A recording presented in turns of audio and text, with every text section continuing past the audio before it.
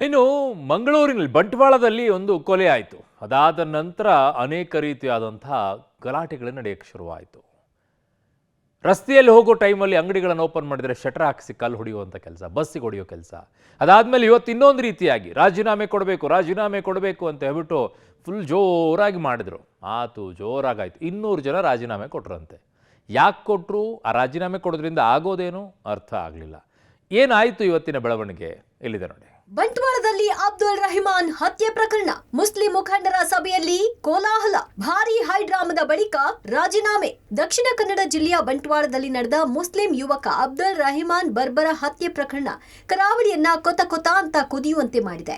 ಜಿಲ್ಲೆಯಲ್ಲಿ ಅಮಾಯಕ ಮುಸ್ಲಿಂ ಯುವಕರ ಹತ್ಯೆ ಮತ್ತಿತರ ಅಹಿತಕರ ಘಟನೆ ನಡೀತಾ ಇದೆ. ಇಂತಹ ಘಟನೆಯನ್ನ ನಿಭಾಯಿಸಲು ಸರ್ಕಾರ ವಿಫಲವಾಗಿದೆ ಅಂತ ಮುಸ್ಲಿಂ ಮುಖಂಡರು ಆರೋಪಿಸಿದ್ದಾರೆ. ಅಲ್ಲದೆ ರಾಜ್ಯ ಸರ್ಕಾರದ ವಿರುದ್ಧ ಆಕ್ರೋಶ ವ್ಯಕ್ತಪಡಿಸಿ ಸಾಮೂಹಿಕ ರಾಜೀನಾಮೆ ಸಲ್ಲಿಸುವ ಸಲುವಾಗಿ ಕಾಂಗ್ರೆಸ್ ಮುಖಂಡರು ಮತ್ತು ಕಾರ್ಯಕರ್ತರು ಶಾದಿ ಮಹಲ್ನಲ್ಲಿ ಸಭೆ ಸೇರಿದ್ರು. ಈ ಸಭೆಯಲ್ಲಿ ದೊಡ್ಡ ಕೋಲಾಹಲವೇ ನಡೆದು ಹೋಯಿತು.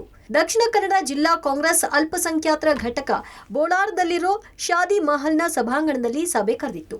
ಈ ವೇಳೆ ಸಾಮೂಹಿಕ ರಾಜೀನಾಮೆ ನೀಡುವ ನಿರ್ಧಾರವನ್ನ ಪ್ರಕಟಿಸುವುದಾಗಿ ತಿಳಿಸಿತ್ತು. ಆದರೆ ಸಭೆಯಲ್ಲಿ ರಾಜೀನಾಮೆ ನಿರ್ಧಾರದಿಂದ ಹಿಂದೆ ಸರಿಯುವ ಸೂಚನೆ ಸಿಕ್ತಿದ್ದಂತೆ ಕಾರ್ಯಕರ್ತರು ಆಕ್ರೋಶ ಹೊರಹಾಕಿದ್ರು. ನೋಡ್ತಿದ್ದಂತೆ ಸಭೆ ರಣಾಂಗಣವಾಯಿತು. ಕಾರ್ಯಕರ್ತರನ್ನ ಸಮಾಧಾನ ಪಡಿಸೋಕೆ ಇನ್ನಿಲ್ಲದ ಹರಸಾಹಸ ಪಡಬೇಕಾಯಿತು. ನೋಡಿ, ನಮ್ಮ ಬೇಡಿಕೆ ಒಂದೇ, ಈಗ ಸರಣಿ ರಾಜೀನಾಮೆ ಕೊಡ್ತಾ ಇದ್ದೇವೆ. ಯಾಕೆಂತಾದರೆ ಇದಕ್ಕಿಂತ ಮುಂಚೆ ಹಲವು ಕೊಲೆಗಳಾಗಿದೆ. ಅದಕ್ಕೆ ನಮ್ಮ ಉಸ್ತುವಾರಿ ಮಿನಿಸ್ಟರ್ ಆಗಿರ್ಬೋದು, ಗೃಹ ಮಂತ್ರಿ ಆಗಿರ್ಬೋದು, ಇಷ್ಟು ತನಕ ನಮಗೆ ಪರಿಹಾರ ಸಿಗಲಿಲ್ಲ. ಬಂದು ಇಲ್ಲಿ ಆಶ್ವಾಸನೆ ಮಾತ್ರ ಮಾಡಿದ್ದಾರೆ. ಇದಕ್ಕಿಂತ ಯಾವ ಪರಿಹಾರ ಕೂಡ ಸಿಗಲಿಲ್ಲ. ಇದಕ್ಕೆ ಯಾರು ಇದಕ್ಕೆ ಕೊಲೆ ಮಾಡಿಸಿದ್ದಾರೆ ಅವರನ್ನು ಒಳಗೆ ಹಾಕಬೇಕು. ಗೃಹ ಮಂತ್ರಿ ಚೇಂಜ್ ಆಗಬೇಕು, ಉಸ್ತುವಾರಿ ಮಂತ್ರಿ ಚೇಂಜ್ ಆಗಬೇಕು. ಇದಕ್ಕೆ ಯಾರೆಲ್ಲ ಇದರ ಹಿಂದೆ ಇದ್ದಾರೆ ಅವರನ್ನೆಲ್ಲ ಅರೆಸ್ಟ್ ಆಗಬೇಕು. ಸಭೆಯಲ್ಲಿ ಮಾತನಾಡಿದ ಕಾಂಗ್ರೆಸ್ ಅಲ್ಪಸಂಖ್ಯಾತ ಘಟಕದ ಅಧ್ಯಕ್ಷ ಶಾಹುಲ್ ಹಮೀದ್, ಮುಖ್ಯಮಂತ್ರಿ ಕರೆ ಮಾಡಿ ಮಾತನಾಡಿ 1 ವಾರದಲ್ಲಿ ನಮ್ಮ ಬೇಡಿಕೆ ಈಡೇರಿಸುವುದಾಗಿ ಭರವಸೆ ಕೊಟ್ಟಿದ್ದಾರೆ.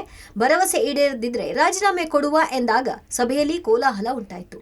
ಈ ಬಗ್ಗೆ ಆಕ್ರೋಶಗೊಂಡ ಕಾರ್ಯಕರ್ತರು ಕೂಡಲೇ ರಾಜೀನಾಮೆ ನೀಡಲು ಪಟ್ಟು ಹಿಡಿದರು. ಗೊಂದಲ ಏನೆಂದರೆ, ಶಾಹುಲ್ ಹಮೀದ್ ಅಲ್ಪಸಂಖ್ಯಾತರ ಘಟಕದ ರಾಜ್ಯಾಧ್ಯಕ್ಷರಿಗೆ ಮುಖ್ಯಮಂತ್ರಿಯವರು BZ ಜಮೀರ್ ಅಹಮದ್ ಅವರು ಕಾಲ್ ಮಾಡಿ ಮಾತನಾಡಿದೆ ಅಂತ ಹೇಳ್ತಾರೆ.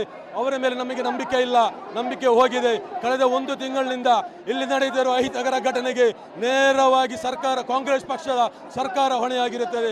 ಕಾಂಗ್ರೆಸ್ ಪಕ್ಷವನ್ನು ದೂಷಿಸುವ ಕಾರಣ ನಾವು ಪಣ ತೊಟ್ಟು ಕಟ್ಟಿದಂತಹ ಸರ್ಕಾರ ಕಾಂಗ್ರೆಸ್ ಪಕ್ಷ. ಈ ರೀತಿ ಮುಸ್ಲಿಂ ಸಮುದಾಯಕ್ಕೆ ಅನ್ಯಾಯವಾದಾಗ ಎಲ್ಲರೂ ಆಕ್ರೋಶ ವ್ಯಕ್ತಪಡಿಸುವುದು ಖಂಡನೀಯವಾಗಿರುತ್ತದೆ. ಆಕ್ರೋಶ ವ್ಯಕ್ತಪಡಿಸುವಂತಹ ಸಂದರ್ಭನೇ ಆಗಿರುತ್ತದೆ. ಇದರಲ್ಲಿ ನಮ್ಮ ಹಲವು ಬೇಡಿಕೆಗಳು ಇವೆ. ಯಾವಾಗ ಕಾರ್ಯಕರ್ತರ ಆಕ್ರೋಶ ಹೆಚ್ಚಾಯಿತು, ಕಾಂಗ್ರೆಸ್ನ ಮುಸ್ಲಿಂ ನಾಯಕರು ರಾಜೀನಾಮೆಗೆ ಮುಂದಾದರು. ಬಹಿರಂಗ ಸಭೆಯಲ್ಲೇ ರಾಜ್ಯ ಮತ್ತು ಜಿಲ್ಲಾ ನಾಯಕರು ರಾಜೀನಾಮೆ ಘೋಷಿಸಿದ್ರು. ಕೆಪಿಸಿಸಿ ಪ್ರಧಾನ ಕಾರ್ಯದರ್ಶಿ MS ಮೊಹಮ್ಮದ್, ಅಲ್ಪಸಂಖ್ಯಾತ ಘಟಕದ ಜಿಲ್ಲಾಧ್ಯಕ್ಷ ಶಾಹುಲ್ ಹಮೀದ್ ಸೇರಿ ಹಲವು ನಾಯಕರು ರಾಜೀನಾಮೆ ನೀಡುವುದಾಗಿ ಹೇಳಿದರು. ಅಲ್ಲದೆ ಕಾಂಗ್ರೆಸ್ನ ಹಲವು ಘಟಕಗಳ ಮುಸ್ಲಿಂ ಮುಖಂಡರು, ಕಾರ್ಪೊರೇಟರ್ಗಳು, ಜಿಲ್ಲಾ ಪಂಚಾಯತ್ ಸದಸ್ಯರು ತಮ್ಮ ಸ್ಥಾನಗಳಿಗೆ ರಾಜೀನಾಮೆ ನೀಡಿದರು. ಕಾಂಗ್ರೆಸ್ ಕಾರ್ಯಕರ್ತರೆಲ್ಲ ಸೇರಿಕೊಂಡು ಇಷ್ಟು ವರ್ಷ ಈ ಪಕ್ಷಕ್ಕಾಗಿ ದುಡಿದಿದ್ದೇವೆ.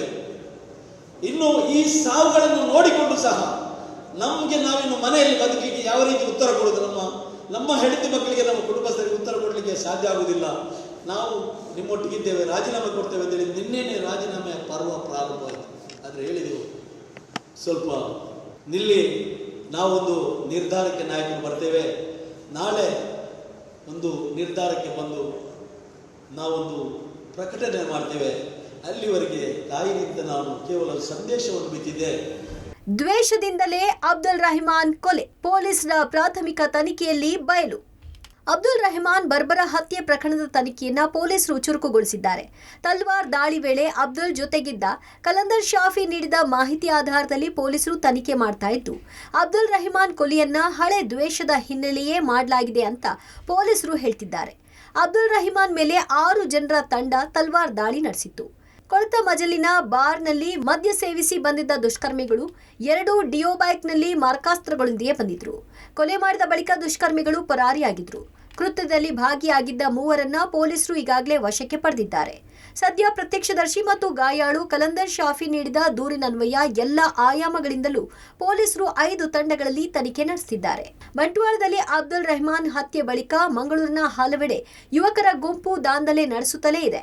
ಇದಕ್ಕೆ ಮತ್ತೊಂದು ವಿಡಿಯೋ ಸಾಕ್ಷಿ ಹೇಳಿದ್ದು, ವಿಡಿಯೋದಲ್ಲಿ ಅಬ್ದುಲ್ ರೆಹಮಾನ್ ಶವಯಾತ್ರೆ ಸಾಗುವ ಮಾರ್ಗದಲ್ಲಿರುವ ಅಂಗಡಿಗಳನ್ನು ಕೆಲವು ಮುಸ್ಲಿಂ ಯುವಕರ ಗುಂಪು ಮುಚ್ಚಿಸಿದೆ. ಬಂಟ್ವಾಳದ ತುಂಬೆ ಬಳಿಯ ಅಲ್ಯೂಮಿನಿಯಂ ಅಂಗಡಿ ಬಂದ್ ಮಾಡಿ ಕಾರ್ಮಿಕನ ಮೇಲೆ ಹಲ್ಲೆಗೆ ಮುಂದಾಗಿ ಶಟರ್ ಎಳೆದಿದ್ದಾರೆ. ಆದರೆ ಈ ವೇಳೆ ಆ ರಸ್ತೆಯಲ್ಲಿ ಬಂದ ಪೊಲೀಸರ ವಾಹನದ ಸೈರನ್ ಸದ್ದಿಗೆ ಯುವಕರ ಗುಂಪು ಕಾಲ್ಕಿತ್ತಿದೆ. ಒಟ್ಟಾರೆ ಬಂಟ್ವಾಳದಲ್ಲಿ ಅಬ್ದುಲ್ ರೆಹಮಾನ್ ಹತ್ಯೆ ಬಳಿಕ ಸರ್ಕಾರದ ವಿರುದ್ಧ ಆಕ್ರೋಶ ಹೆಚ್ಚಾಗಿದ್ದು, ಸರ್ಕಾರ ಕೋಮು ಗಲಭೆ ತಡೆಯಲು ಕ್ರಮ ಕೈಗೊಳ್ಳಲು ನಿರ್ಧರಿಸಿದೆ. News desk, public TV.